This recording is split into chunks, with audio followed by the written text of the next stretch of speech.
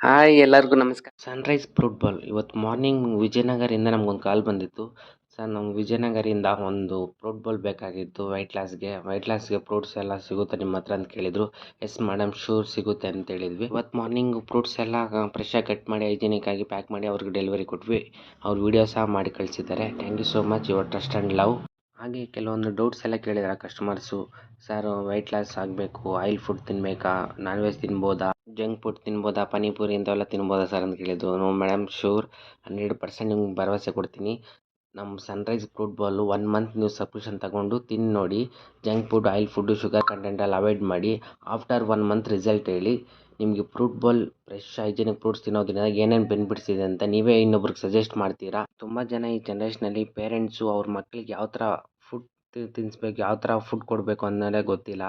ತುಂಬ ಜನ junk food, Maggi ಅದು ಇದೆಲ್ಲ ಕೊಡ್ತಾರೆ. ಅದೆಲ್ಲ ಅನ್ಹೆಲ್ತಿ. ಫ್ರೆಶ್ ಆಗಿ ಫ್ರೂಟ್ಸ್ ಎಲ್ಲ ಕೊಡೋದ್ರಿಂದ ಅವರು ಲೈಫ್ ಸ್ಟೈಲ್ ಚೇಂಜ್ ಮಾಡ್ಕೊತಾರೆ, ಹೆಲ್ತಿಯಾಗಿರ್ತಾರೆ. ನೀವು ಹೆಲ್ತಿಯಾಗಿರ್ತೀರ. ನೀವು ಹೇಗಿರ್ತೀರೋ ನಿಮ್ಮ ಮಕ್ಕಳ ಫ್ಯೂಚರ್ ಜನ್ರೇಷನ್ ಅದೇ ಥರ ಬೆಳೆಯುತ್ತೆ. Be change, let be change.